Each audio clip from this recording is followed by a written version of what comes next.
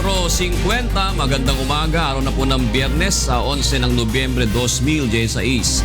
Sa ngalan po ni Kuya Daniel Razon, ako po si Jun Surya. At ako naman si Rina Villamor. Narito na po ang mga humahataw na balita. Pangulong Rodrigo Duterte nakabalik na sa bansa matapos ang 2 araw na pagbisita sa Malaysia. Pilipinas at Malaysia walang napagkasunduan sa Sabah claims ayon kay Foreign Affairs Secretary Perfecto Yasay Jr. Pagkakapatay sa dating Albuera Leyte Mayor posibleng sinadya ayon sa ilang senador. Mahigpit na pagpapatupad ng paggamit ng motorcycle lane sisimulan na sa Lunes. Mga mahuhuling lalabag pagbumultahin ng MMDA. Mainit na sagupaan sa pagitan ng 5 koponan na kapwa nasa must-win situation. Asahan sa laban sa UNTV Cup Season 5 sa Linggo. At mahigit 300 individual sa Barangay Tandang Sora sa Quezon City naging beneficiaries ng ADD Foundation Feeding Program sa loob ng 6 na buwan. Nasa bansa na si Pangulong Rodrigo Duterte matapos ang 2 araw nitong pagbisita sa bansang Malaysia. Alas 4 na madaling araw nang dumating ito sa Davao International Airport. Agad itong hinarap ang mga kawani ng media at iniulat ang bunga ng kanyang official visit. Bahagya namang napag-usapan sa bilateral meeting ni Pangulong Rodrigo Duterte at Malaysian Prime Minister Najib Razak ang usapin sa Sabah. Pero ayon kay Foreign Affairs Secretary Perfecto Yasay Jr., walang napagkasunduan kaugnay nito. Narito ang hataw na balita ni Rosalie Cos. Sa pagpapatibay ng ugnayan ng Pilipinas at Malaysia, ilang isyu pa ang natalakay sa bilateral meeting ni Pangulong Rodrigo Duterte at Prime Minister Najib Razak. Kabilang narito ang usapin sa Sabah claims. Gayunpaman, napasadahan lamang ito at minabuting hindi isama sa mga dapat pag-usapan sa one-on-one meeting ng 2 pinuno. Matatanda ang naging mainit na usapin ng pag-angkin ng Pilipinas sa Sabah na dating North Borneo sa panahon ng panunungkulan ni dating Pangulong Benigno Aquino III, kung saan nagkaroon ng standoff ang Malaysian forces at nasa 100 miyembro ng Royal Sulu Sultanate Army na nagtungo sa Lahud Datu upang i-reclaim ang umano'y ancestral land ni Sultan Jamalul Kiram III. Hanggang sa ngayon, naninindigan ng pamahalaan na pagmamay-ari nito ang Sabah. Katibayan umano ang isang kasunduan na nilagdaan noong 1978 sa pagitan ng Sultan ng Sulu at North Borneo Chartered Company na nagsasabing pinapaupahan lamang ang lugar at sakop pa rin ito ng Philippine Sovereign. Oleh itu kita bersetuju bahawa penghantaran balik illegal immigration ini dilakukan secara berperingkat-peringkat. Umpamanya kita ada dalam 7,000 illegal immigran dalam depo tahanan kita. Kita akan mula hantar mereka balik secara berperingkat-peringkat dan Presiden Duterte dah setuju perkara ini dilakukan. Samantala, napag-usapan din sa extended bilateral meeting ang deportasyon ng mga illegal Filipino immigrants sa Malaysia, kung saan napagkasunduan ng 2 head of state na gawing unti-unti ang pagproseso nito. Samantala, ipinahayag din ni Secretary Yasay na mananatiling facilitator at advisor ng Pilipinas ang Malaysian government sa usaping pangkapayapaan nito sa Moro Islamic Liberation Front. Rosalie Cos, UNTV News and Rescue, Putrajaya, Malaysia. Iniulat ng Embahada ng Pilipinas sa Malaysia na tumataas ang bilang ng Philippine companies na namumuhunan sa nasabing bansa. Narito ang hataw na balita ni Aga Kaakbay. Palatandaan ang pag-level up ng Filipino businessmen ang pamumuhunan sa ibang bansa tulad ng Malaysia. Sa ulat ng Philippine Embassy, tumataas ang bilang ng mga Philippine companies na namumuhunan sa Malaysia kumpara ng mga nakalipas na taon. We are a bigger investor now in Malaysia than they in the Philippines. Noong 2015, 6 na mga Filipino companies ang nagtayo ng kanilang negosyo sa Malaysia. You'd like to see a situation wherein your country is not just a recipient of investments, you'd like to see a situation wherein your businessmen are also investing in your host country. Samantala, kasabay ng official visit ni Pangulong Rodrigo Duterte, nakipagpulong si Trade and Industry Secretary Ramon Lopez sa ilang active investors dito sa Malaysia. Kumbinsido ang Malaysia-Philippine Business Council o MPBC sa programa ng pamahalaan para sa mga negosyante sa ilalim ng Duterte administration. Sa pagpupulong, palalakasin din ang trade and investment ng Malaysia business partikular sa sektor ng enerhiya, agribusiness, technology, banking and infrastructures. Kinumpirma naman ni Secretary Lopez na nagkasundo ang ilang pribadong sektor na kabilang sa Malaysia-Philippine Business Council na mag-invest para sa isang railway project sa Pilipinas. Inaasahan na sa pagbisita ni Pangulong Duterte dito sa Malaysia, lalo pang magbubunga ito ng maganda sa mga Filipino-owned company. Lalo na at bahagi pa rin ito ng pagpapatibay ng Brunei, Indonesia, Malaysia, Philippines, East Asian Growth Area. Aga Kaakbay, UNTV News and Rescue, Malaysia. Nangangamba ngayon ang kinatawan ng mga overseas Filipino workers sa Kongreso sa posibilidad na magkaroon ng mass layoff ng foreign workers sa Amerika kasunod ng pagkapanalo ni President-elect Donald Trump sa US elections. Darito ang hatod na balita ni Grace Cassin. 4 na taon nang nagtatrabaho bilang nurse sa Austin, Texas ang ating kababayan na si Giselle at aminado siyang nakakaramdam siya ng pag-aalala ngayong si Donald Trump na ang bagong Pangulo ng Estados Unidos. Una nang ipinahayag ni Trump sa kanyang election campaign ang planong pagpapatigil ng outsourcing ng mga kumpanya sa Amerika. Kapag natuloy ito, maaaring mawalan ng trabaho si Giselle na siyang inaasahan ngayon ng kanyang pamilya sa Pilipinas.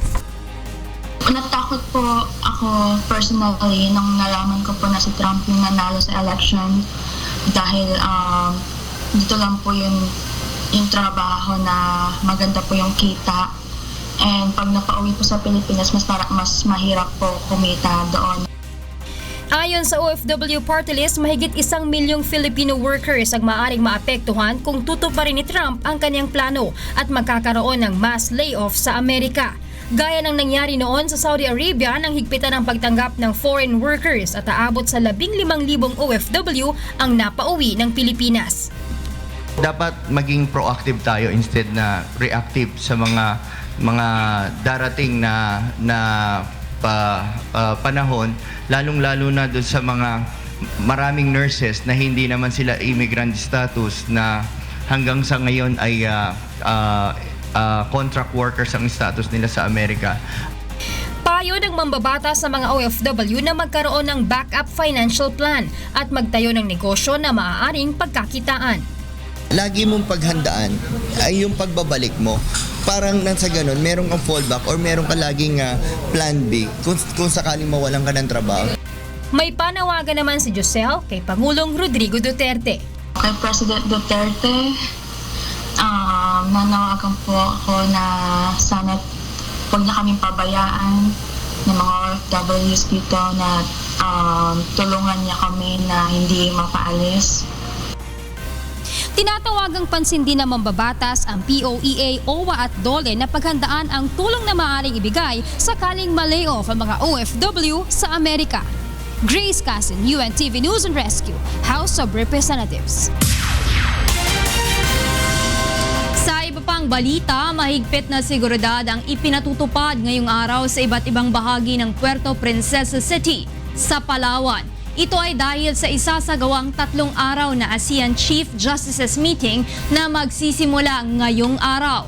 Tatalakayin sa pagpupulong mga kasunduan patungkol sa climate change na nakakasakop sa mga bansang kasapi sa ASEAN.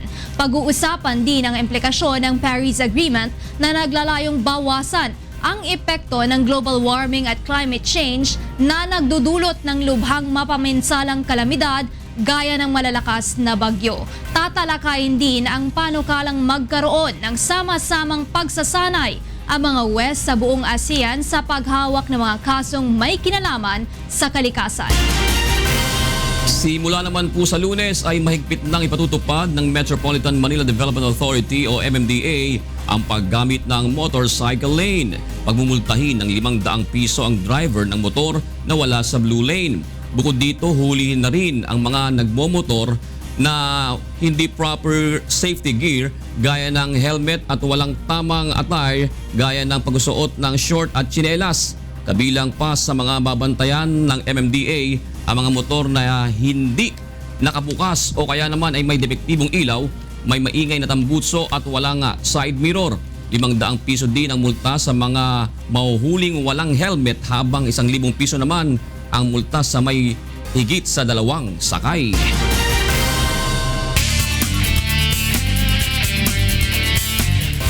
Ilang tama ng bala sa iba't ibang bahagi ng katawan ang tinamo ng isang barker sa Pasay City matapos pagbabarili ng riding in tandem criminals. May hataw na balita si Jericho Albano live. Yes, Jericho, go ahead. Di natatad ng bala sa katawan ng isang barker sa Leviri sa Pasay matapos ng pagbabarili ng mga suspect na sakay ng motorsiklo pasado alas 11 kagabi. Kinilalang napatay na si Jonathan Vargas alias Joy. Nakahandusay ito sa gitna ng kalsada kung saan nagmamando ito ng trapiko kagabi. Sa investigasyon, pinagbabaril ang biktima ng sakay ng motorsiklo na nakatakip ang mga mukha na agad namang tumakas. Kwento ng asawa nito, lasing itong umalis ng bahay kagabi upang magmando ng traffic sa bahagi ng Leveriza. Wala naman umano siyang nababalitaan na nakakaaway ang biktima. 6 na basyo ng 45 na kalibre ng baril ang na-recover sa crime scene. Nakuha naman sa bulsa ng biktima ang isang sachet ng hinihinalang shabu. Samantala, patay din ang isang 20 anyos na lalaki matapos pagbabarilin ng sakay ng motorsiklo sa Corregidor Street, Barangay Guada Nuevo sa lungsod ng Makati pasado alas 11 kagabi. Kinilala ang biktima na si Mark Anthony Lunag. Nakatambay lamang umano ito kasama ang iba pang kasamahan ng lapitan ng mga nakasakay ng motorsiklo at saka ito pinagbabaril. Na-recover naman sa biktima ang isang pakete ng hinihinalang marijuana. Napag-alamang kakalaya lamang ng biktima matapos mahulihan ng ilang gramo ng shabu noong July 2016. Ayon sa isang kaanak nito, matagal na nilang pinagsasabihan ito na itigil na ang masamang bisyo. Nakuha sa crime scene ang 6 na basyo ng hindi matukoy na kalibre ng baril. Patuloy ngayon ang investigasyon ng mga pulis kaugnay ng nangyaring pamamaril. Yan muna ang ating nakalap na balita, Rina. Maraming salamat sa iyo, Jericho Albano mula sa Pasay City. 11 ang naaresto ng mga pulis sa magkahiwalay na drug buy bust operation sa Quezon City. Isa sa mga ito, nakipagbarilan pa sa mga otoridad. May hataw na balita si Reynante Ponte live. Reynante. Yes, June, isa nga ang pinaghihinala ang drug pusher ang nanlaban umano sa mga pulis sa buy-bust operation sa Quezon City pasado alas 8 kagabi. Kinilala ang suspect na si Anthony Galindez alias Toto Luha na nag-iisang tulak umano sa Area 16 Adarna Extension ng Barangay Commonwealth. Ayon sa inisyal na investigasyon, nakabili na ang poster buyer na shabu na nagkakahalaga ng 1,000 piso mula sa suspect. Ngulit ng arestuhin na ay nakita niya ang mga operatiba at isinarado ang pintuan ng bahay at nagpaputok ito kaya't gumanti ang mga pulis.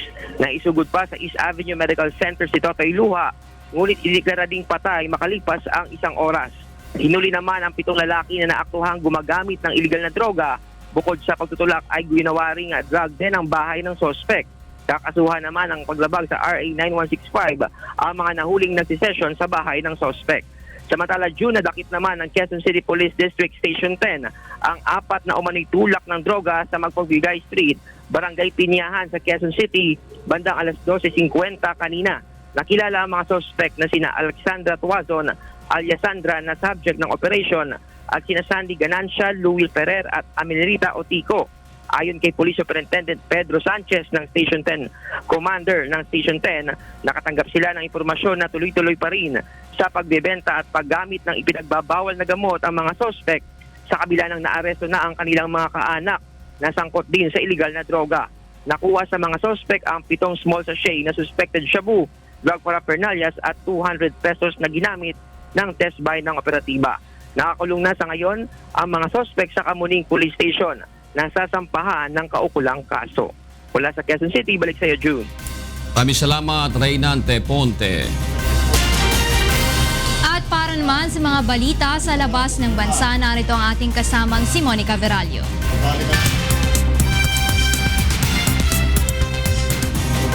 Filemon, good morning. Hi Rina, good morning. Here are the news from different parts of the globe. Republican Donald Trump's election to the White House is welcomed by angry protesters on U.S. streets. Kath Carriedo has the news. Throngs of demonstrators begin marching in city streets across the United States on Wednesday to protest Republican Donald Trump's surprise victory in the U.S. presidential election. In New York, thousands of protesters filled streets in Midtown Manhattan as they made their way to Trump Tower, Trump's gilded home on Fifth Avenue, while hundreds of others gathered at a Manhattan park and shouted, "Not my president." Not my president! Not my president! Not my president! Not my president! In downtown Chicago, an estimated 1,800 people gathered outside the Trump International Hotel and Tower, chanting phrases like, "No Trump, no KKK, no racist, USA." Chicago police closed roads in the area, impeding the demonstrators' path. There were no immediate reports of arrests or violence. It's just disgusting to me, and I've seen this happen with Brexit, and I've seen this happen around the world, and it's just so saddening to me that this could possibly happen to our nation, a nation that I find so great and so beautiful, that something like this could happen. I feel extremely disappointed. I'm definitely not proud of the decision, but I think we just need to, like every election, come together and, move forward and do what's best for the nation. I'm feeling pretty shocked, honestly, because I didn't think Trump was going to win. I don't think anybody really did. I don't know. I've always kind of believed the polls are always right, so they're not. In Nashville, Tennessee, dozens of students from Fisk College marched to protest the election results. Hundreds also gathered in Philadelphia, Boston, Seattle, and Portland, Oregon on Wednesday evening. Organizers planned rallies in San Francisco, Los Angeles, and Oakland, California. A representative of the Trump campaign did not immediately respond to requests for comment. Kath Carriedo, UNTV News and Rescue, Chicago, USA. Meanwhile, the American dream for most undocumented immigrants in the U.S. was shattered with the election of President Donald Trump. Calvin Manaig has the details. Los niños están, se imponen aquí como que para mí es un futuro estar en Estados Unidos, que llegar al país de nosotros, de donde somos nosotros, que hay más pobreza, a veces no hay trabajo, no hay ni qué comer. There is a growing concern among immigrants in the United States now that Donald Trump is elected president due to his campaign to deport illegal immigrants. Omar Castillo, 35, and Erica Garcia, 40, are originally from Cuautla, Morelos, Mexico, but they entered the United States with their son Ulysses, 17, and daughter Yesenia, 10, in 2006 without immigration papers. Their 3-year-old daughter, Alma, was born in the United States and is a citizen. Facing deportation for the last 3 years, Castillo reports to immigration once a month and is monitored by phone every Friday when he needs to be home between 8 p.m. to 10 p.m. to speak to a probation officer. A Castillo, a mí me reportan que yo me vaya para México. Mi niña, la chiquita, es la que más me busca.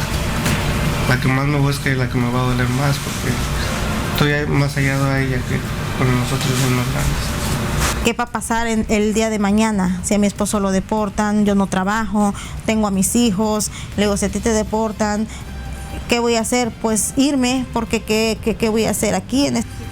Advocates and immigration experts, though, were working to calm people concerned by Trump's angry anti-immigrant rhetoric. While Trump could undo some of Democratic President Barack Obama's legacy on immigration through executive orders, many of Republicans' promises would require the cooperation of Congress and likely face court challenges. We don't have a crystal ball, so we don't know the exact future. However, I think that it's not easy to change the immigration laws.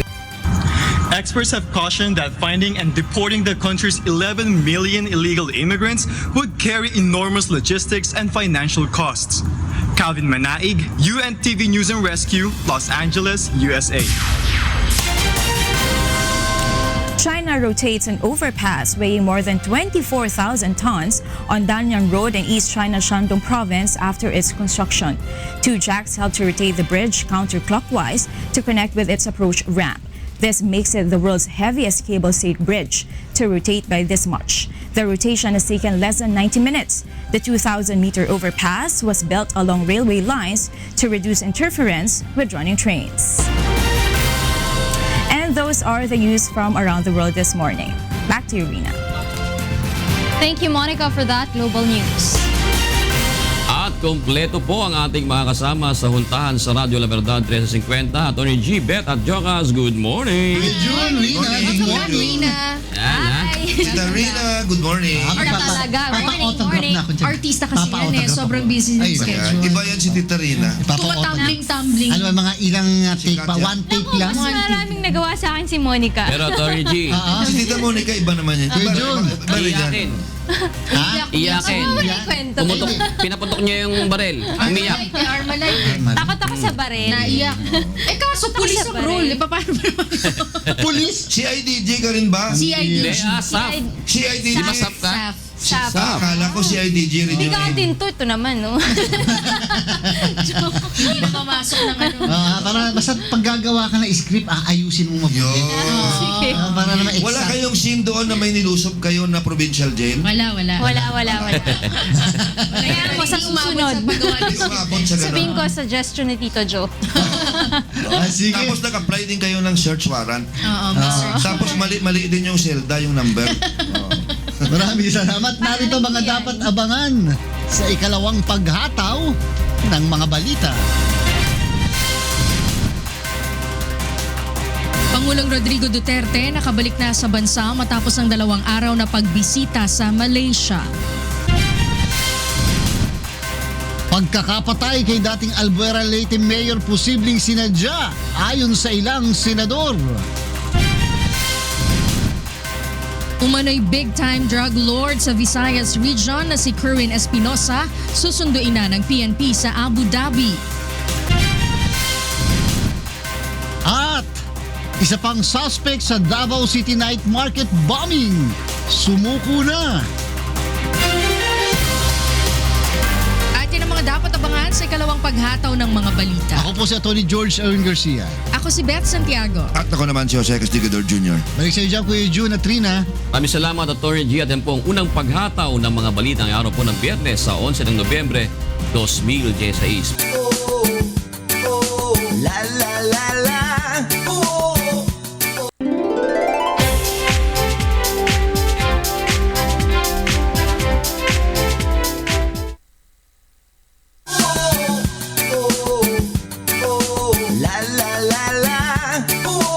Puntahan natin sina Kuya June at Angel para sa ikalawang paghataw ng mga balita sa Good Morning Kuya. Maraming salamat, Attorney G. Magandang umaga muli sa ating mga kasangbahay. Ngayon po ay araw na ng Biyernes, 11 ng Nobyembre 2016. Narito na po ang ikalawang paghataw ng mga balita. Naaksidenteng motorcycle rider sa Pampanga, magkatuwang na tinulungan ng UNTV News and Rescue Team at Angeles City Rescue. Hot pursuit operations ng Malaysian authorities laban sa mga bandidong grupo sa karagatang nasa sakop ng Pilipinas, pahihintulutan ng pamahalaan ngunit may kondisyon. Pagkakapatay kay dating Albuera Leyte Mayor posibleng sinadya ayon sa ilang senador.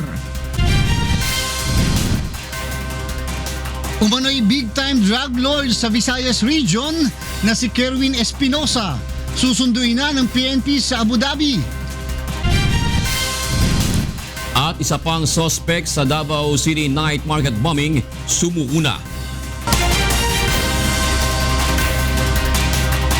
Sa detalye po ng mga balita, tinulungan ng UNTV News and Rescue Team at Angeles City Rescue Unit ang isang biktima ng aksidente sa Angeles City, Pampanga kagabi. Narito ang hataw na balita ni Joshua Antonio. Sugatan ang isang motorcycle rider matapos maaksidente habang binabaybay ang main road sa barangay Kaputot, EBSA sa Angeles City, Pampanga mag-alas 11 kagabi. Kinilala ang biktima na si Francis Caparas, 21 anyos, na nagtamo ng hiwa sa kanang talukap nito at gasgas sa muka at kamay nito. Magkatuwang na nilapatan ng paunang lunas ng UNTV News and Rescue Team at ng Angeles City Rescue Unit ang mga tinamong pinsala ng biktima. Pagkatapos ay dinala na ng Angeles City Rescue Unit si Francis sa ospital ng Angeles. Ayon sa mga barangay official na nagpapatrolya sa lugar, mabilis ang takbo ng motorsiklo ni Caparas na nawalan ng kontrol sa manibela at saka natumba. Dagdag pa ng mga ito, amoy alak ang biktima na posibleng isa rin dahilan kaya ito na aksidente. Joshua Antonio, UNTV News and Rescue, Pampanga. Napagkasunduan sa expanded bilateral meeting ni Pangulong Rodrigo Duterte at Malaysian Prime Minister Najib Razak na magkaroon ng serye ng pag-uusap sa pagitan ng mga defense minister ng dalawang bansa kaugnay sa pagpapanatili ng seguridad sa Sulawesi Sea. Kinumpirma rin ng Prime Minister Razak na nagbigay ng pahintulot ang Philippine government na magsagawa ng hot pursuit operations sa territorial waters ng bansa upang labanan ang mga terror group. Ang mga mandaragat na dumaraan sa naturang lugar ang kadalasang nabibiktima ng kidnap for ransom ng bandidong grupong Abu Sayyaf. Narito ang pahayag ni Malaysian Prime Minister Najib Razak. For example, that if we are chasing the bad guys, for example, and we reach the international maritime boundary with the Philippines, if we were to stop, the bad guys will get away. So we must continue pursuing them and if possible interdict them. But the moment we reach international maritime boundary with the Philippines, we are to inform the Philippines Navy. They will get to know we are entering Filipino waters, and they will also try to be assisting us. Nagkasundo ang dalawang head of state na kinakailangan pa ng mas maigting na kooperasyon sa pagitan ng Indonesia, Malaysia at Pilipinas upang tuluyang maresolba ang suliraning ito ng terorismo at kriminalidad. Samantala, inumpisahan na kahapon ang pagdinig ng Senado sa pagkakapatay kay dating Albuera Leyte Mayor Rolando Espinosa Sr. sa loob ng kanyang kulungan. Naniniwala ang ilang senador na posibleng sinadya umano ang pagpatay kay Espinosa. Narito ang hatod na balita ni Joyce Balancio. Sa naging joint hearing ng Senate Committee on Public Order and Dangerous Drugs at Justice and Human Rights sa kaso ng pagpatay kay Albuera Leyte Mayor Rolando Espinosa Sr., ilang questionableng impormasyon ang lumabas sa pagtatanong ng mga senador. Kabilang na dito ang kahina-hinalang koordinasyon ng Philippine National Police Criminal Investigation and Detection Group o PNP-CIDG at Scene of the Crime Cooperatives o SOCO. Sa report ng PNP-CIDG, sinabi nilang 4:30 na madaling araw nakarating ang 18 pulis sa Baybay City Provincial Jail para maghain ng search warrant kay Espino at kay Raul Yap dahil sa impormasyong meron itong armas at droga sa loob ng selda. Bagaman hindi sila nagkaroon ng koordinasyon kay PNP Eastern Visayas Regional Director Police Senior Superintendent Suptelmer Beltehar, sinabi ng Regional Director na nakatanggap siya ng request mula sa PNP-CIDG 3:48 ng umaga para papuntahin na ang SOCO sa Baybay City Jail. Tumawag po ako, sir, kasi nung nag-report sa akin, sir, yung si Major Laraga, sir, na may putukan dun, sir. Magkakuhan kami, sir. Nung right after ko, sir, pinakonfirm sa kanya, sir, kung may vital sign pa, sir, si Mayor.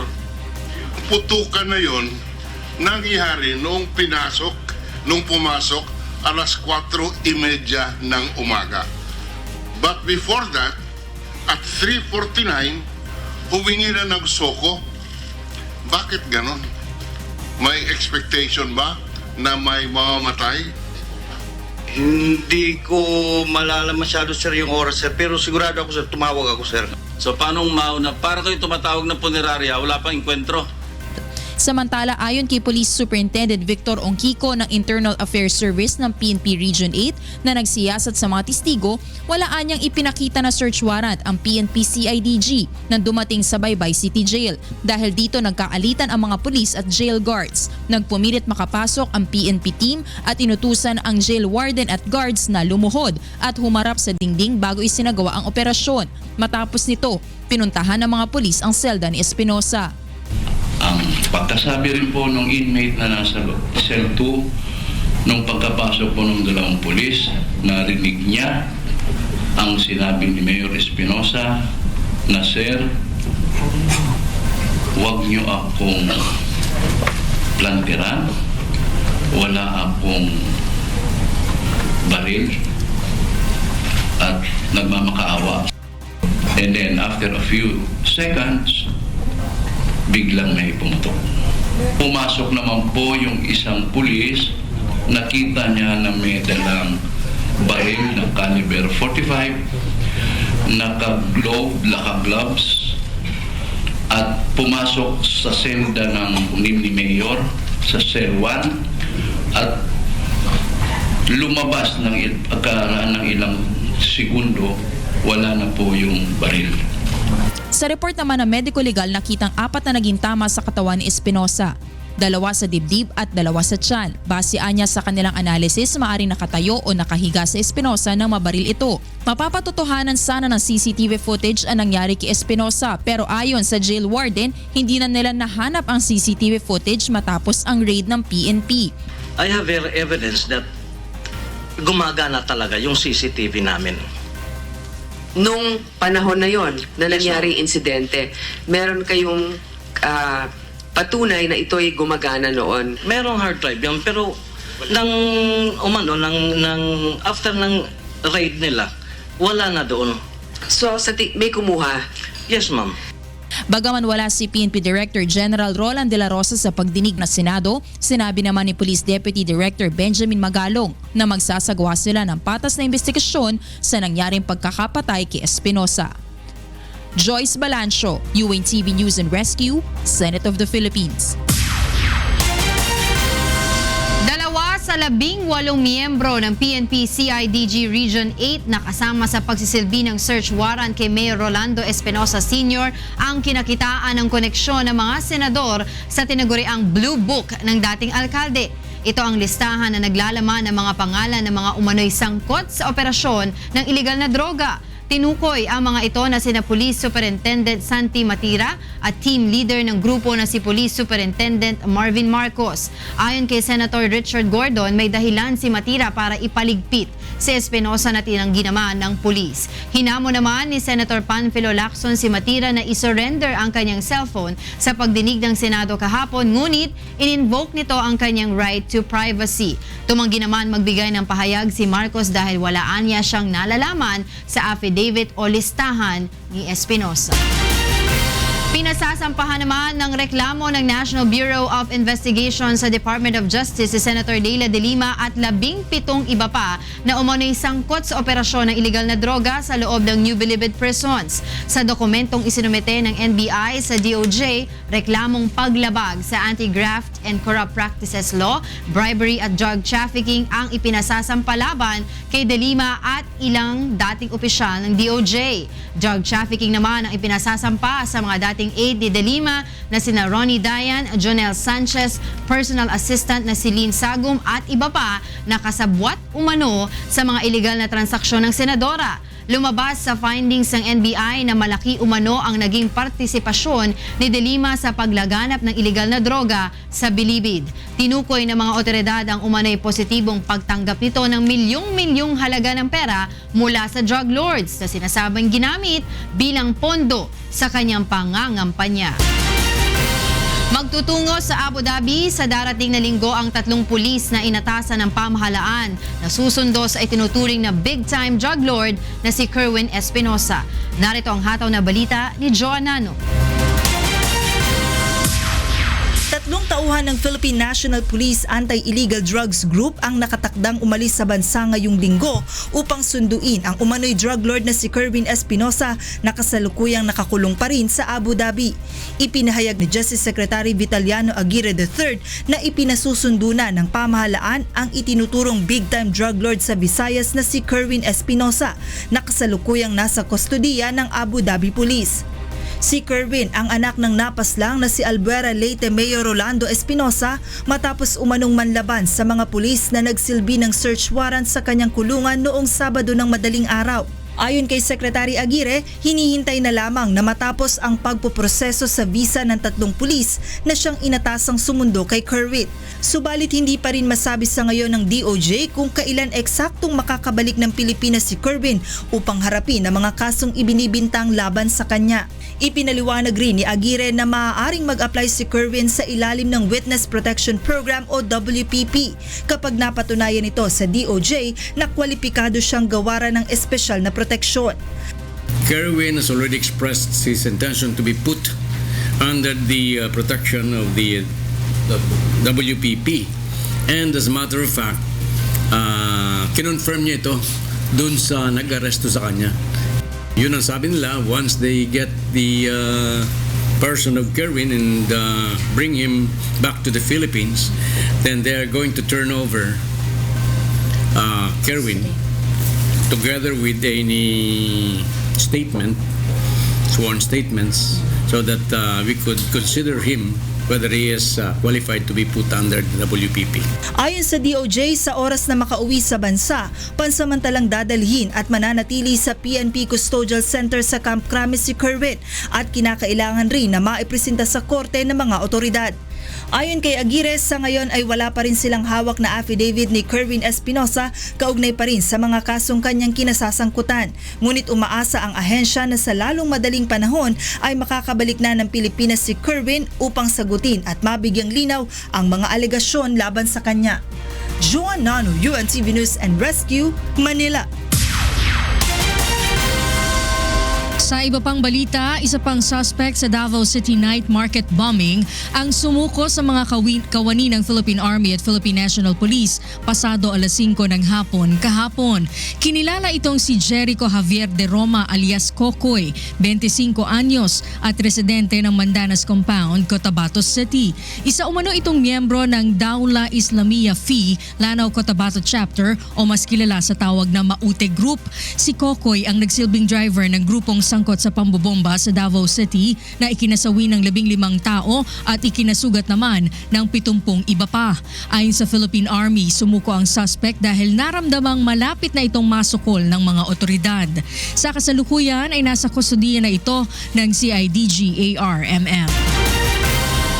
Nagpulong na ang Philippine National Police at Armed Forces of the Philippines para sa gagawing security preparation sa paglilibing kay dating Pangulong Ferdinand Marcos sa libingan ng mga bayani. Inaasahan ng PNP at AFP ang kaliwat kanang demonstrasyon mula sa mga anti-Marcos at taga-suporta naman ng mga Marcos. Narito ang hatong na balita ni Brian De Paz.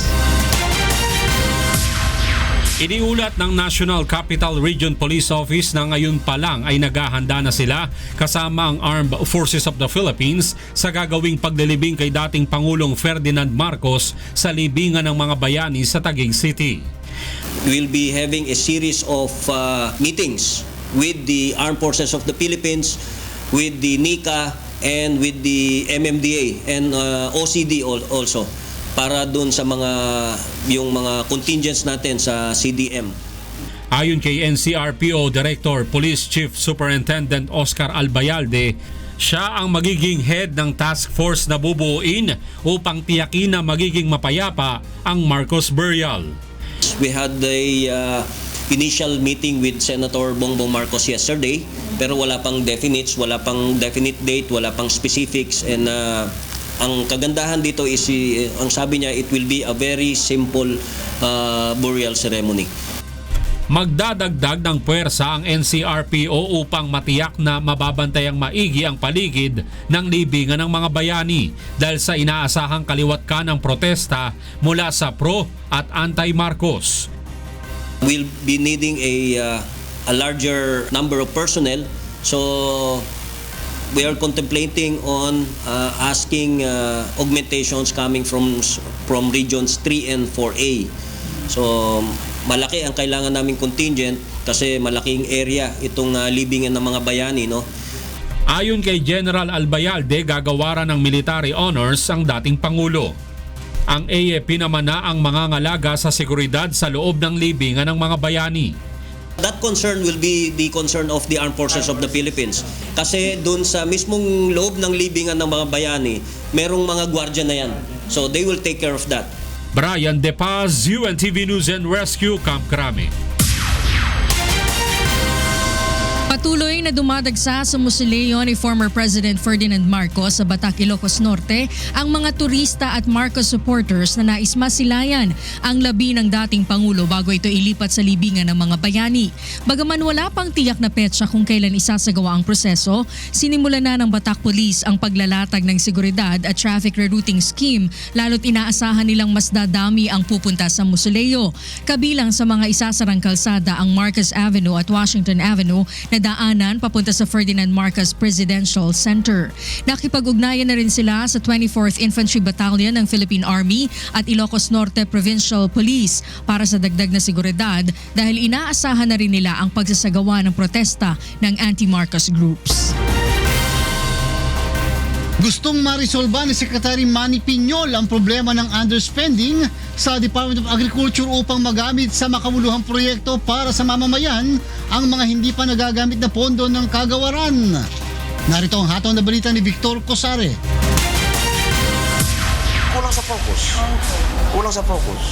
Kulang sa follow-through. Ito ang nakikitang dahilan ng Department of Agriculture sa nagdaang panahon kung bakit aabot pa sa 15 bilyong piso ang pondong hindi nagagamit mula sa 2015 at 2016 budget ng kagawaran, kung saan 3.6 billion pesos ang kailangan nilang magastos bago matapos ang taon.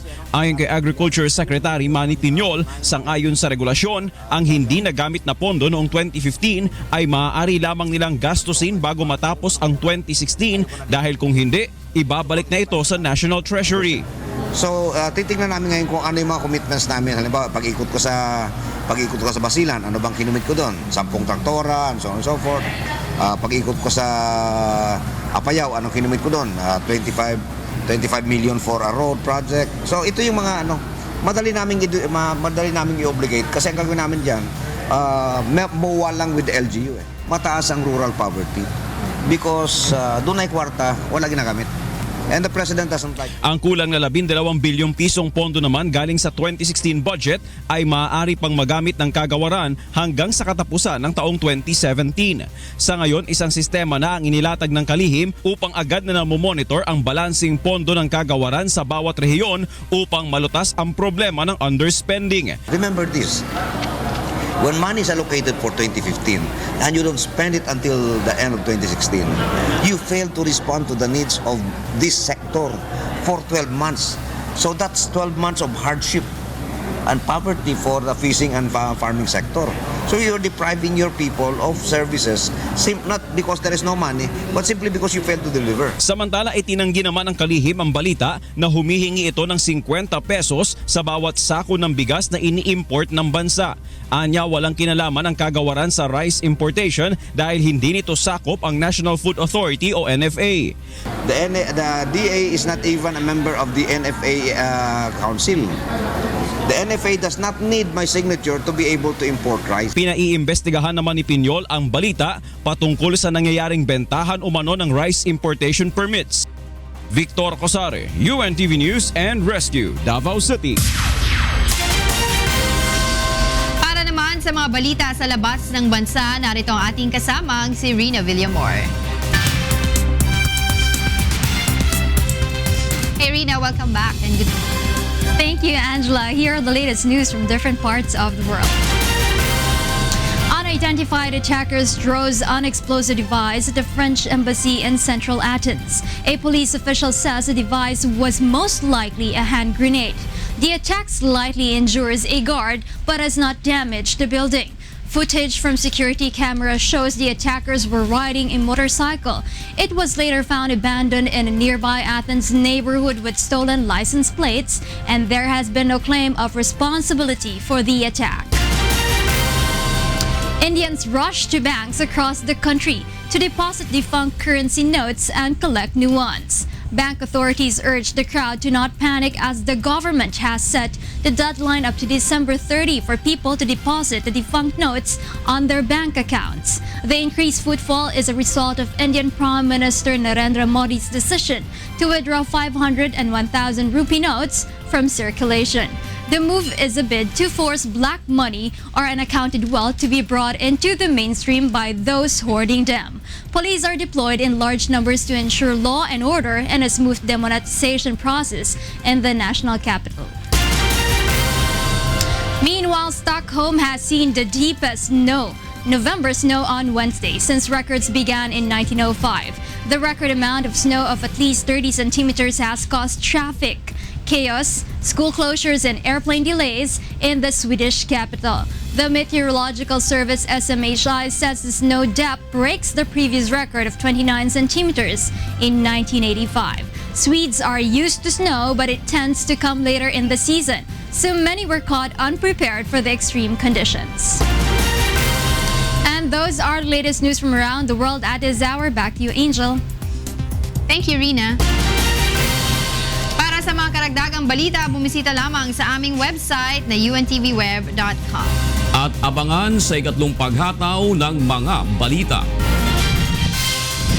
Pangulong Rodrigo Duterte paniniwalaan ang bersyon ng PNP sa Espinosa Slay case. Suporta sa pambansang pulisya sa war against illegal drugs, muling tiniyak ng Pangulo sa kabila ng kontrobersyal na issue. Metropolitan Manila Development Authority o MMDA nagbabala sa mga motorcycle riders sa mga pangunahing lansangan sa Metro Manila. Istriktong implementasyon ng motorcycle lane rules sisimulan na sa Lunes. US President-elect Donald Trump nakipagpulong kay outgoing President Barack Obama sa White House. Paglilipat ng kapangyarihan sa bagong halal na Pangulo, kabilang sa tinalakay. Mainit na sagupaan ng 5 koponan na nasa must-win situation. Masasaksihan sa nalalapit na pagtatapos ng first round eliminations ng UNTV Cup Season 5. At mahigit 300 individual sa Barangay Tandang Sora sa Quezon City naging beneficiaries ng ADD Foundation Feeding Program sa loob ng 6 na buwan. At yan po ay kalawang paghataw ng mga balita sa umaga ito ng Biyernes, 11 ng Nobyembre 2016. Magbabalik po ang Good Morning Kuya. La la la la.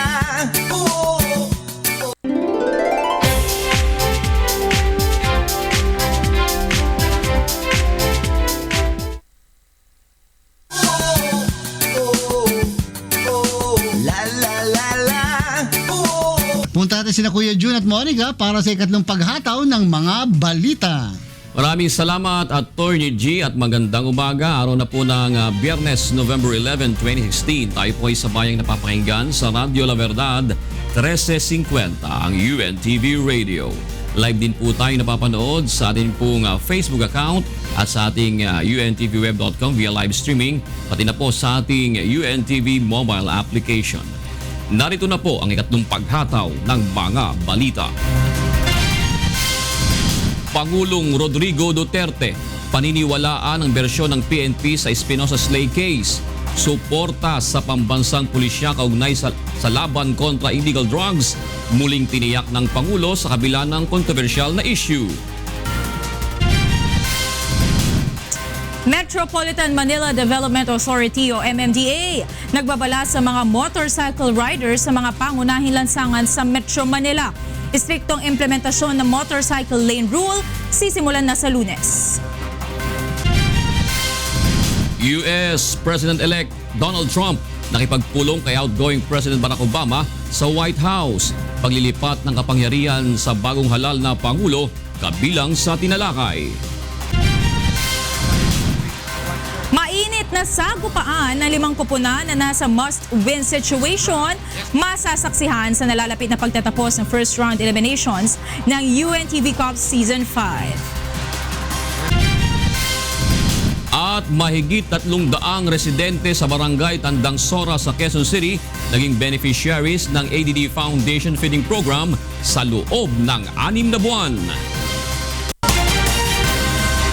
Detalye ng mga balita sa pagbabalik sa bansa ni Pangulong Rodrigo Duterte, kanyang tiniyak na mananatili siya sa kanyang pangako na poprotektahan ang mga pulis na gumagawa ng kanyang mandato kontra illegal drugs. Ito ang ipinahayag ng Pangulo kasunod ng paglitaw ng iba't ibang bersyon at espekulasyon kaugnay sa pagkamatay ni Albuera Leyte Mayor Rolando Espinosa. Narito ang hataw na balita ni Victor Cozare. Sa mata ng ilang senador, premeditated o sadyang pinlano ng mga pulis ang pagkakapatay kay late Albuera Leyte Mayor Rolando Espinosa. Nanindigan naman si Pangulong Rodrigo Duterte na mas pinaniniwalaan niya ang ilalabas na bersyon ng Philippine National Police kaugnay sa insidente. Matatanda ang una ng sinabi ng mga pulis na nagsilbi ng search warrant na nanlaban ang alkalde kaya nabaril ito ng mga pulis na naging dahilan ng kanyang pagkamatay. I believe in the version of the police. If they have evidence to prove otherwise, then a case should be filed against the police. Sa pagbabalik sa bansa ng Pangulo mula sa Thailand at 2-day official visit sa Malaysia, muli nitong iginiit na tapat siya sa kanyang ipinangako na poprotektahan niya ang mga pulis na gumaganap ng kanilang tungkulin mula nang simulan niya ang all-out war kontra illegal drugs. Ako nag-utos eh. So I assume full legal responsibility. Akin yun. So if I rot in prison, so be it. At least, ang pinangako ko sa inyo sa taong bayan, that I will stop corruption, I will stop drugs and criminality. And I said, if I lose the presidency, if it means going to jail, fine. What is important to me is my word of honor na hindi tayo masisira as a nation. Samantala, tiniyak naman ng Pangulo ang kaligtasan ng anak ng yumaong alkalde na si Kerwin Espinosa sa nalalapit na pagbabalik dito sa bansa mula sa Abu Dhabi. He will be repatriated. I'm sure of that. They are just working. It's not that easy to extract a guy na illegal doon tapos dalhin mo. There are rules to be followed. But he will be back to face the charges. Ayon naman kay PNP Chief Director General Ronald De La Rosa, buhay na uuwi ng bansa si Kerwin at sa detention center sa Camp Crame muna ito mananatili. Buhay yun. Saan siya White House? Saan siya ilalagay? Sa Crame, sa White House. Victor Cozare, UNTV News and Rescue, Davao City. Nagbabala ang Metropolitan Manila Development Authority o MMDA sa mga motorcycle rider kaugnay sa mas istriktong implementasyon ng motorcycle lane rules o sisimulan na sa Lunes. Narito ang hataw na balita ni Monokson.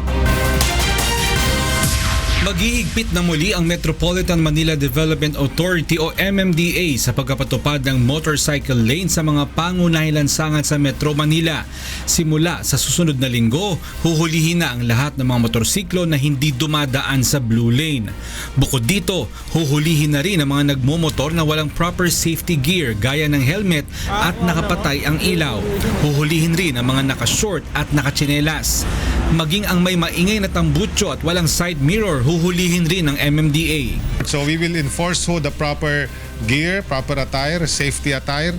At the same time yung ilaw at tapos yung motorcycle lanes. Lahat ng mahuhuli na wala sa motorcycle lane ay magmumulta ng 500 pesos, habang ang walang helmet 500 pesos din. Lahat ng mahuhuling higit sa dalawang sakay ay magmumulta ng 1,000 pesos. Magkakaroon muna ng dry run ngayong darating na Sabado at Linggo simula alas 8 ng umaga hanggang alas 7 ng gabi. Lahat ng mahuhuli ay bibigyan muna ng babala at dadaan sa seminar workshop. Lahat ng dumaan sa seminar ay didikitan ng sticker ang motor bilang patunay na alam na nito ang bawal sa nagmumotor. Lagyan ng sticker yan na talagang alam niya ang rules na paggamit ng EDSA. Hindi yung para kang ahas pa to lessen the accident. Sa tala ng MMDA Metro Base, sa mahigit 200 na itatalang aksidente araw-araw, 30 rito ay mga motorsiklo. Mayroong mahigit 500,000 motorsiklo ang nakarehistro sa Metro Manila lamang. Mon Hokson, UNTV News and Rescue, Makati City. Alamin naman natin ang sitwasyon ng trapiko sa mga oras na ito mula kay Joanano Live.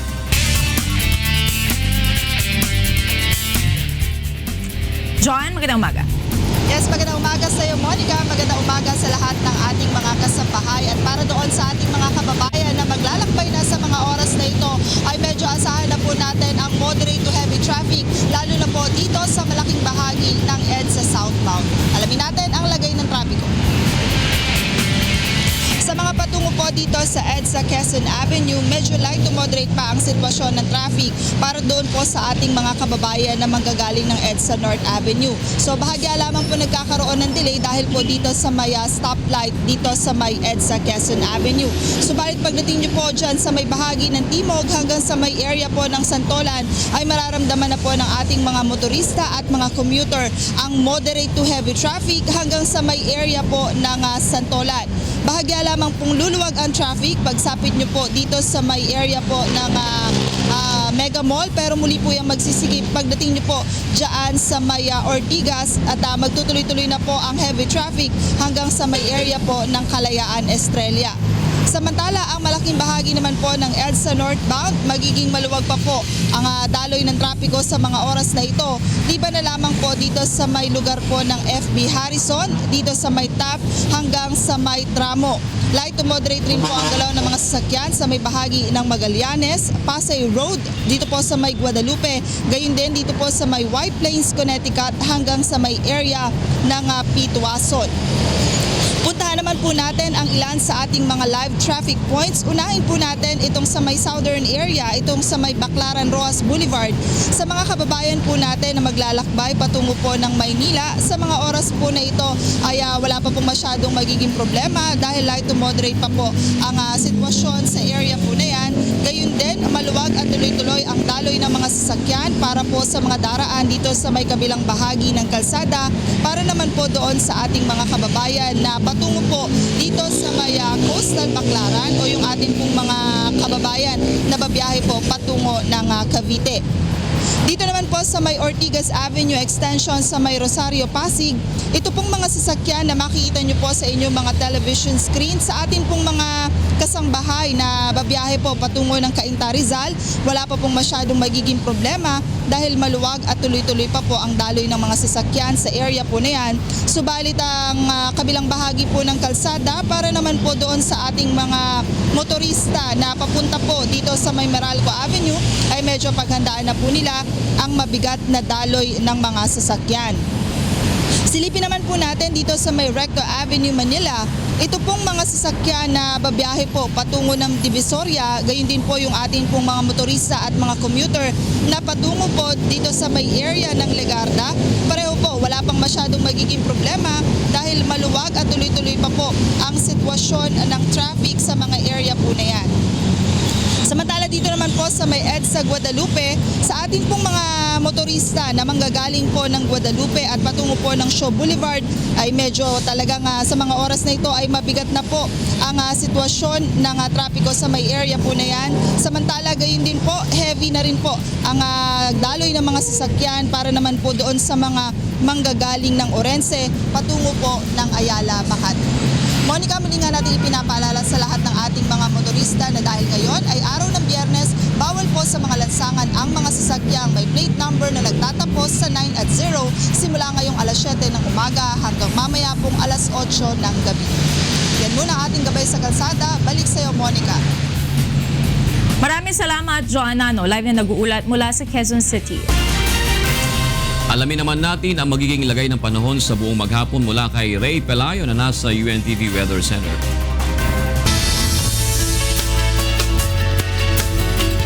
Maya Pabak, Ray. Maya Pabak, June. Maya Pabak, pwede niya sa ating mga kasambahay. O yung pinag-usapan natin nakaraan, yung super moon.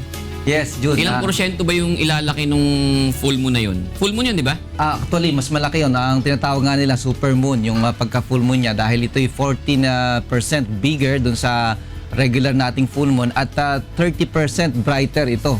Mas maliwanag. Ito'y halos 70 years ang nakakaraan bago uli maulit. Sa Lunes to, June, ang in-expect natin. Sa Lunes na. Ito ba makaka-apekto ba ito dun sa di ba tama ba pagka full moon, ano ba yun, low tide o high tide? High tide. High tide. Ibig sabihin mas tataas ang alon? Yes, ang best na makikita natin diyan o yung pinaka mas magandang makita natin dito sa actually sa Asia yung pinaka visible yung super moon bandang mag-aalas 10 ng gabi. 9 to 10 yung pinakamagandang pwede nating makita kung walang ulap dyan at may high tide yung oras na yun. Anong implikasyon nun sa mga mangingisda?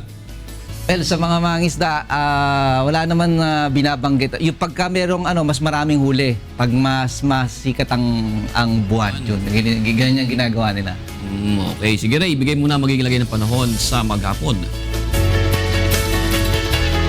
Narito po maglagay ng panahon sa mga susunod na oras. Yung pong tinatawag na natin na Northeast Monsoon o Amihan, nakakapekto po sa may northern hanggang sa Central Luzon. At sa forecast po ng Pag-asa, ang area po ng Batanes, Ilocos Norte, yun hong Apayao, Cagayan at Quezon, may mahinang mga pagulan po dyan. Samantalang sa Metro Manila at nalabing bahagi naman ng Luzon, makakaranas naman po ng fair weather ngayong araw. Pero may mga tsansa pa rin po na magkakaroon ng isolated rain showers and thunderstorms. Sa Science Garden sa Quezon City, maaari pong umabot sa 32 degrees Celsius ang maximum temperature gayon din sa Puerto Princesa.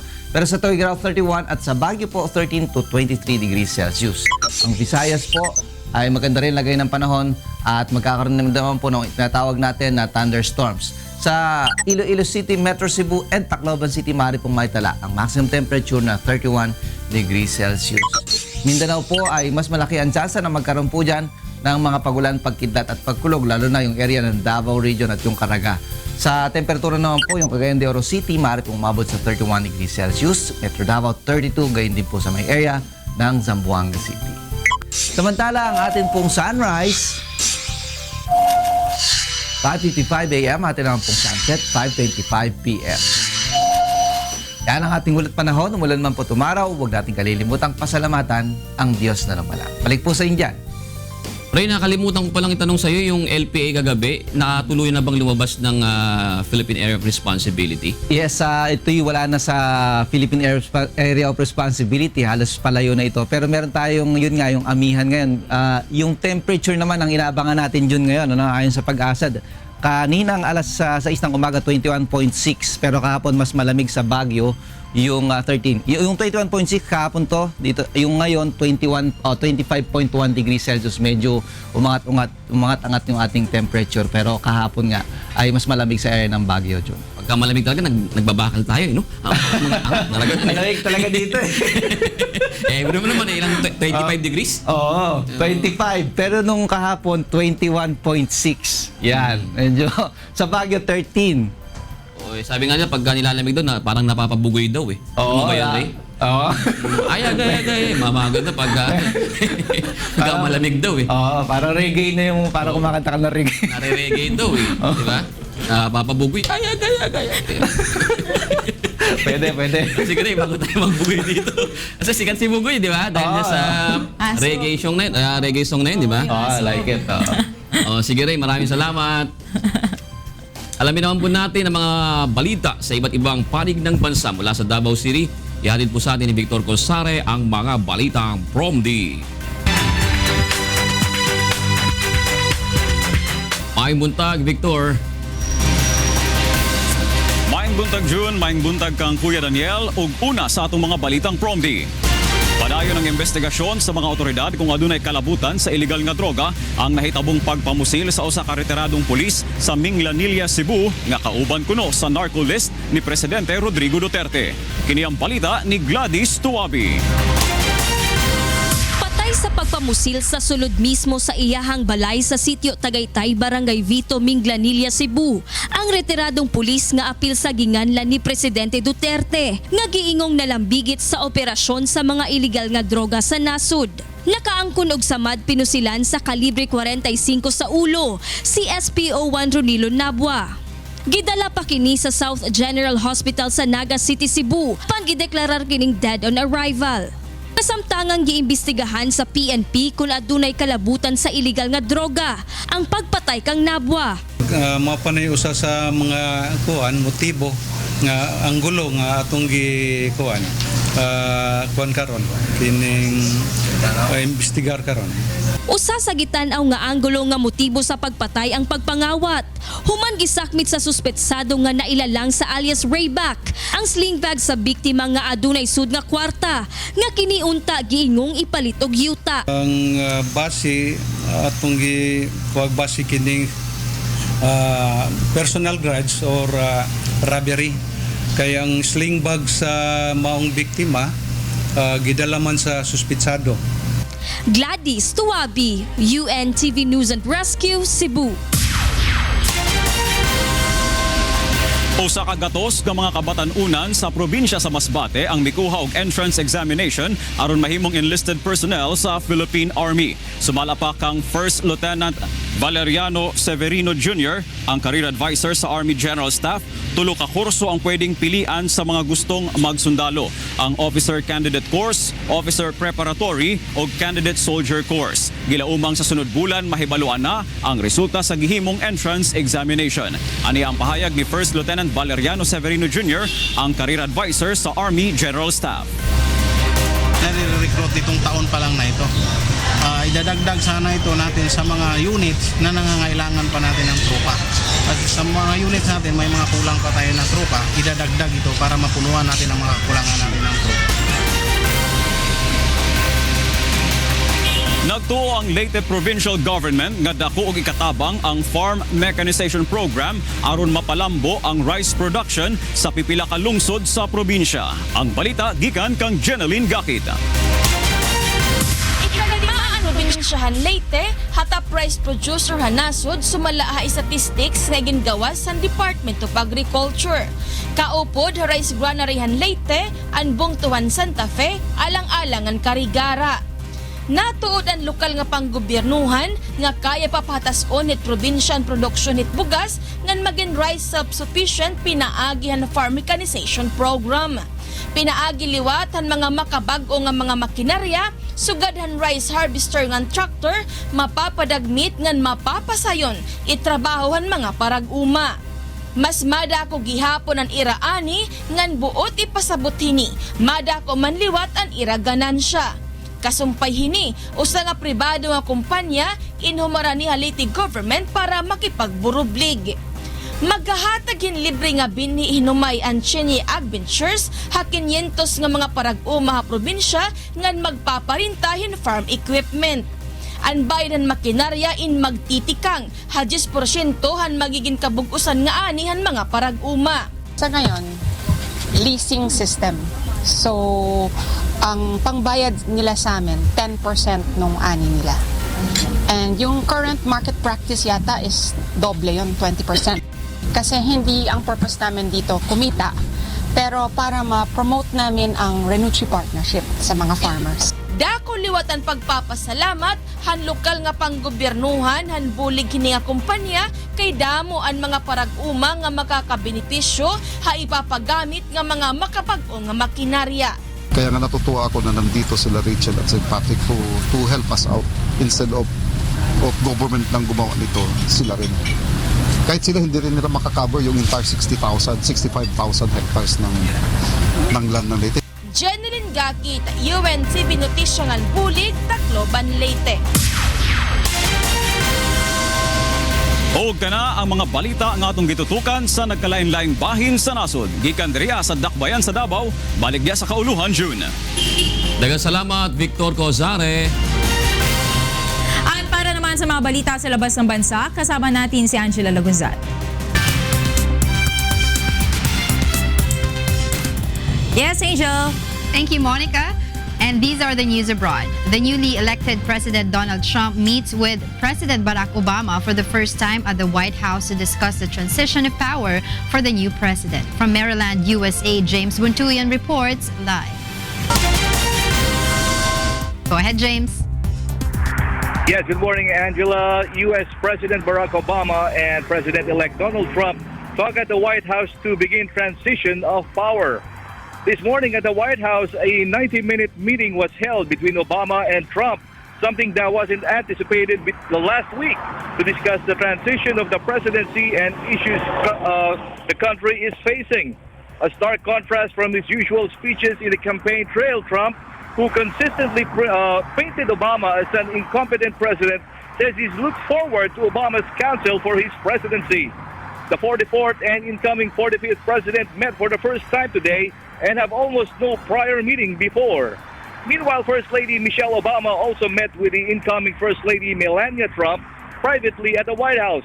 Trump has a busy schedule in Washington, D.C. today. Aside from the president, he is also scheduled to meet Speaker Paul Ryan and Senate President Mitch McConnell, together with Vice President-elect Mike Pence, to discuss the Republicans' agenda for the new administration as soon as Trump is sworn in as president on January 20.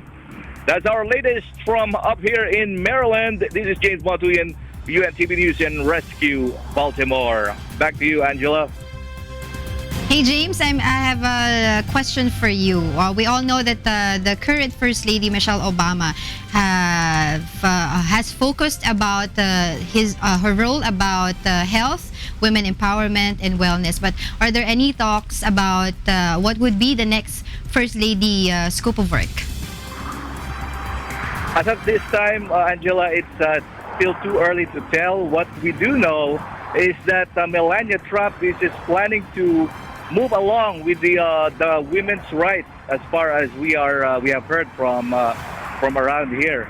But so far, we have not gotten any word yet as to if she will be continuing, the health advocacy of the current First Lady Michelle Obama. All right then, thank you very much, James Montuyan, reporting live from Maryland, USA. A show home designed for living on Mars goes on display at the Royal Observatory Greenwich in London. The building is a mock-up of Mars's red soil and built with parts recycled from a spacecraft. It is designed with consultation from astronomers at the observatory and author of How We'll Live on Mars by Stephen Petronek. The show home will be on display until Wednesday, November 16th. And this is a typical Mars home, if you want to call it that. But it's really a survival center. It will make oxygen for people to breathe, and it will supply its own water by sucking in the Martian atmosphere, which is about 100% humid most nights, and pull out water through a very simple kind of dehumidifier mechanism. You'll have a 3D printer, which will make almost everything that you need. Other news, world's biggest dinosaur robots have started invading Japan. Ryuji Sasaki has the news. 日本の革新的な企業株式会社オンアートが木曜日11月9日に東京で初めて世界最大の歩く動くロボットの恐竜を公開した後にスティーブン・スピルバーグが監督した映画ジュラシック・パークは将来的に現実になる可能性があります。東京の中心部にあるホテルにおける企業が開催したパフォーマンスではキリの中からイベントホールへ出現したのはティラノサウルスレックスでした。パフォーマンスの一部分として人間が操作するその動物は飼育スタッフの頭を噛もうと見せかけ床に振りました。アルサウルスやラプトゥールを含む他の恐竜は T-Rex と一緒にホールを巡っていました。その中の一頭が恐竜の制作者たちやオンアート社の代表者やカニマルカズヤ氏もマイクを取ろうとした時に襲ってきました。パフォーマンスの後にカニマル氏は観客者たちがそのような動物を直接体験できるように恐竜パークを作りたいという夢を表現していました。これがやはりその生き物を作ってきた恐竜をできるだけリアルにして生き物のように体験してみたい、生き物をそこにもう生き物感を出してみたいっていう思いが実は僕たちを支えていた。今現在の恐竜は38キロしかなく高さは8メートルあり、その動物がより荒くて本物のように見せるために最新の炭素繊維材料を使用していました。であったりその動きであったりそういったところを、自分たちが透明人間になったみたいな感じっていうかね、ここの人たちがそうやって体験するみたいな感じのものを目指している。動作に関してはこのような動物の筋肉構造を研究し、機械的な遺留は化石化された骸骨から設計されました。このような恐竜はその中にいる人間が操作するため、イベントでは機械的な衣類とも呼ばれていました。現在日本におけるさまざまなイベントで合計12頭の恐竜が運用中です。リュウジ・ササキ UNTV ニュース&レスキュー日本。 And those are the news abroad. Back to you, Monica. Happy weekend. Thank you, Angel. Happy weekend.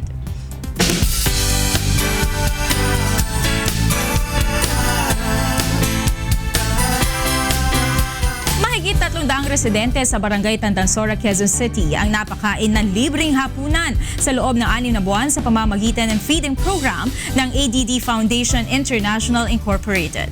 Narito ang hatong na balita ni Jun Surya.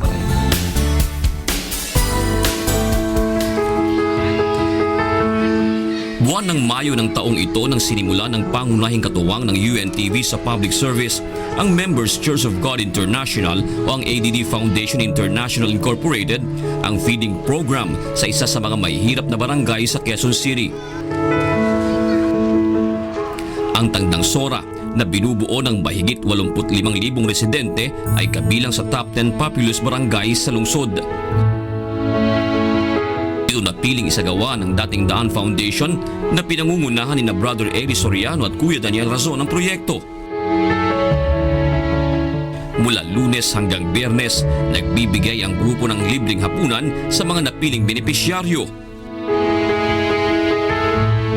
Layo nitong matulungan ang ating mga kababayan na walang anuman sa buhay, partikular na ang mga kabataang malnourished. Kasi kung napapansin po natin, meron po yung mga medyo siguro napapabayaan ng magulang dahil yung magulang baka mamaya may hanap buhay malayo.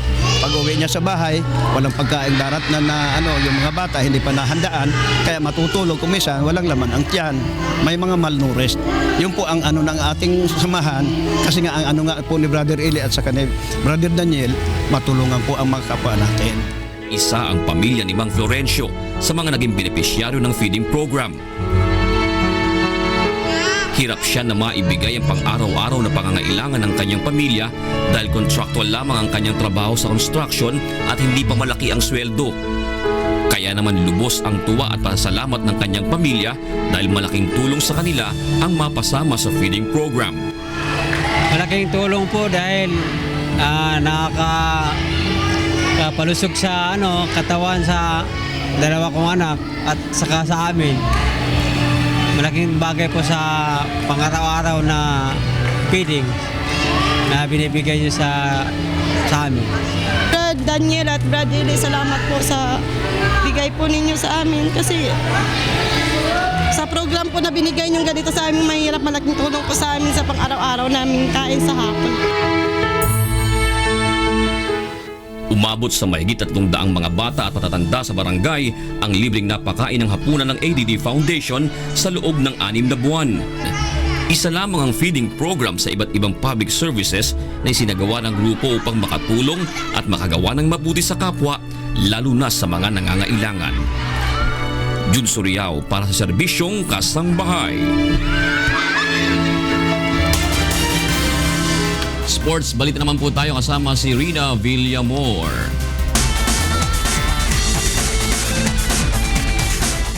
Rina! Hi June, good morning. Gusto naman ng tear glands mo? Ito medyo okay na. Si Monica, hindi mo ba napansin medyo umaga yung mata niya? Bakit? Hindi, kasi ang... Nasa pulbura? Hindi, dahil medyo na-late yung tapos ng shoot namin. Nakalimutan ko tanggalin yung contact lens ko, nawala yung pampatak sa mata. Nababad. Pero yan si Monica, sobrang tapang niyan. Hindi yan umiyak, tapos lahat ng pinapagawa sa kanya talagang ginawa niya. Sige, mamaya papanoorin namin. Si Rina rin naman, in all fairness to her, malaki pa sa kanya yung baril na dala niya, diba? Pero basuka? Ang lalaki ka, ang haba talaga. Ang haba, tsaka ang bibigat. M16 lang naman yan, parang basuka yata yung dala ni... Si Rina, nakita mo naman katawan ni Rina. Ako naman, diba? Kung magdadala ako ng baril, diba? Parang matatabunan na ako ng baril. Pwedeng-pwede. Buti na bit-bit mo yung baril. Oo, syempre gagawa ng paraan. Nakatakot eh. Ayoko na kasing mag-take 2, mag-take 3 eh. Tapusin na natin to. Sige, mag-sports ka na, Rina. Eto, balitang NBA muna tayo. Washington Wizards guard John Wall pinagmumulta ng $25,000 dahil sa pagbangga niya sa game official na si Mark Davis. Naghahabol ang Wizards kontra Houston Rockets sa scores na 111-106 sa huling minuto ng laro nang mangyari ang insidente at agad namang tinawagan ng second technical foul si Wall. Ilang mga masasamang salita rin ang nabitiwan ni Wall kaya siya ay agad na napaalis sa laro. Natalo ang Wizards sa Rockets sa final scores na 114-106. Samantala, pagkapanalo ni Donald Trump posibleng makaapekto sa 2024 bid ng Los Angeles para sa pinakamalaking sporting event ayon sa Olympic voters ng Amerika. Maraming pros at cons kung ito ay magaganap sa US ayon sa International Olympic Committee. Isa sa mga cons nito ang mga nabangga ni Trump na mga Muslims, Mexicans, South Africans at iba pa nakasama sa 98 IOC members sa kanya mga racist comments dito noong siya ay nangangampanya pa. Matatanda ang sinuportahan ni Hillary Clinton ng New York na mag-host ng 2012 Olympics at si President Barack Obama ay nagpakita rin ng suporta sa Chicago para naman sa 2016 na natalo sa Rio de Janeiro sa botohan. Sa pamahalaan ni Trump, naniniwala ang marami na mapupunta sa Amerika ang bid lalo na at malakas ang impluwensya ni Trump sa mga taga-Lima, Peru, lugar kung saan idaraos ang botohan sa susunod na taon. Ilan sa mga lugar na pinagpipilian na maging 2024 Olympic host ay ang Paris, Budapest at Hungary.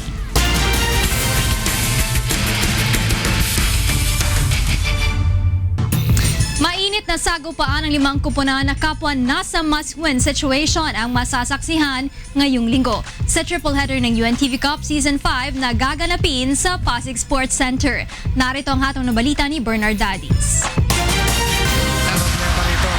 White shirts. Asahan na ang mainit na sagupaan sa nalalapit na pagtatapos ng first round eliminations ng UNTV Cup Season 5. 4 lamang mula sa 6 na koponan sa Group A at 4 rin mula sa 7 koponan sa Group B ang aabante sa second round elimination sa Disyembre. Ang NHA Builders na kasalukuyang may 2 panalo at talo ay nasa ika-4 na pwesto sa Group B. Kinakailangan nitong magwagi sa DOJ Justice Boosters sa darating na linggo alas 2 ng hapon sa Pasig City Sports Center. Aminado si NHA Head Coach Bennett Palad na bukod sa DOJ, kailangan nilang gibain ng top team BOC Transformers sa darating na November 20 upang masiguro ang ticket sa second round eliminations. Ang DOJ naman na wala pang naipapanalo sa 5 laban ay nangako na bibigyan ng magandang laban ang NHA. Susubukan naman ng Ombudsman Grapbusters na bombahin ang Group A number 2 team BFP Firefighters upang umangat ang kanilang record na 1 panalo at 2 talo. Ang Ombudsman na kasalukuyang nasa ika-5 pwesto ay nanganganib malaglag sa torneo kapag hindi naipanalo ang laban sa BFP sa ika-2 game sa linggo at sa November 24 kontra defending champion AFP Cavaliers. Desidido naman si Firefighters Head Coach Ramon Garcia na masungkit ang ika-4 na panalo na 1 beses pa lamang natatalo sa huli nilang 4 na laban. 1 buwan at kalahating nabakante ang 2-time champion Judiciary Magis, kaya naman gigil ng masalang sa hardcourt ang Magis na sasagupain ng GSIS Puris sa 3rd game alas 5 ng hapon. Kasalukuyang nasa 3rd spot sa Group B ang Judiciary na may 2 panalo at 1 talo. Kinakailangang maipanalo ng Magis ang natitirang laban sa November 20 kontra PNP Responders at sa November 24 sa Ombudsman Grapbusters. Ang GSIS Puris naman na nalaglag sa ika-6 na pwesto ay kailangang magwagi sa Judiciary at PNP sa November 24 para sa posibilidad na makaabante sa susunod na round. Mapapanood ng live ang triple header sa UNTV at live streaming via untwweb.com. Bernard Dadis para sa UNTV Cup Season 5. This coming Sunday, November 13, makita-kita muli tayo sa Pasig City Sports Center kung saan ang ating triple header ay sisimula ng DOJ Justice Boosters kontra sa NHA Builders. Para naman sa ating second game, andyan ang Ombudsman Grapbusters kontra sa BFP Firefighters at sa ating third game naman, ang Judiciary Magis na halos 2 months nang hindi nakapaglaro kontra dito sa GSIS Fury. So don't forget, ang ating games po ay magsisimula at 2 o'clock p.m. sa Pasig Sports Center. See you there. June, back to you. Maraming salamat, Rina Villamor.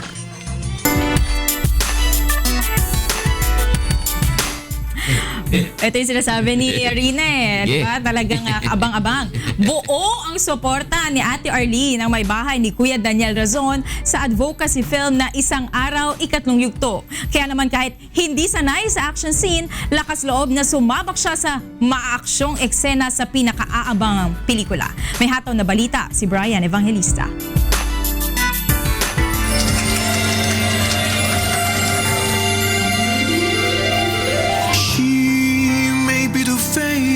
I can't forget the trace of pleasure or regret. Maybe my treasure or the price I have to pay. Siya si Ate Arlene Razon, ang may bahay ng ating Mr. Public Service, Kuya Daniel Razon. Simpleng tao at may mababang loob sa personal at higit sa lahat, katuwang ni Kuya sa lahat ng bagay. Tulad na lamang ng ginagawang pelikula ngayon ni Kuya Daniel, Ang Isang Araw, Ikatlong Yugto. Kitang-kita ang buong pagsuporta ni Ate Arlene sa advocacy film ng kanyang asawa. Magugunitang kasama siya sa Isang Araw the Movie Part 2, kung saan na ipamalas ang natatago niyang galing sa pag-arte. Hoy Bogart, tigil-tigilan mo ako. Hindi ka na nakakatuwa. Talagang hindi nakakatuwa! Para sabihin ko sa'yo, kung hindi ka mamapasakin, walang makikinabang sino ba lalaki sa'yo! Tayo mo tayo!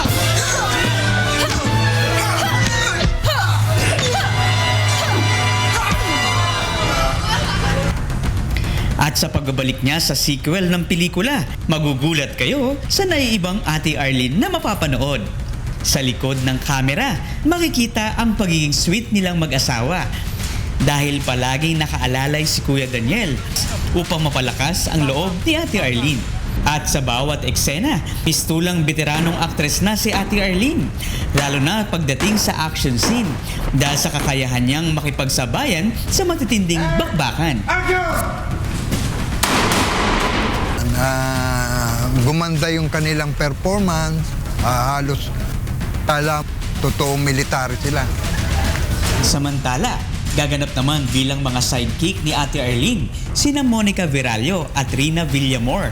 At dahil mga news anchor ang dalawa, malaking adjustment ang kanilang ginawa para makasabay sa eksena. Parang lasing lang eh. Sabi mo.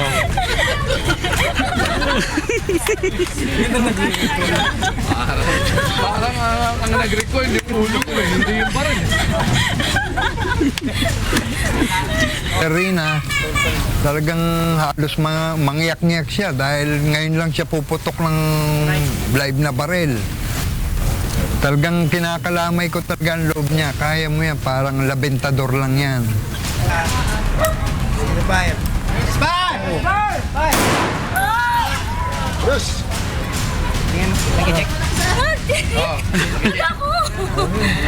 Hindi kayo babae dito.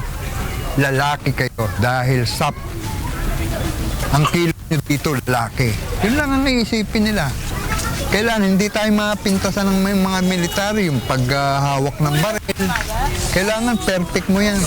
Kaya naman tiyak na abangan ang mas pinaganda at mas pinaaksyong mga eksena sa pagbabalik ng Isang Araw, Ikatlong Yugto. Brian Evangelista, UNTV News and Rescue, Philippines. Alam mo na, ba't wala ko kahapon? Magunong-gunong ka daw eh. Brian naman, bakit naman yun pa yung sinawa mo sa sarili? Ilalaglag ko yung sarili ko. Parang daw lasing eh. Pero hindi kasi alam mo, pag ngayon talaga na-appreciate ko yung mga ginagawa ng mga action stars. Mahirap pala talaga. Tsaka yung putok ng baril, sobrang sakit sa tenga pag hindi ka sanay. But in all fairness talaga kay ate kay Ate Arlene, she's very natural. Talagang parang may ano galing pumutok may ni Ate Arlene, no? sakto si ate. Hindi kumukurap sa putok eh. Oo, natural. Eh, ikaw gumagano.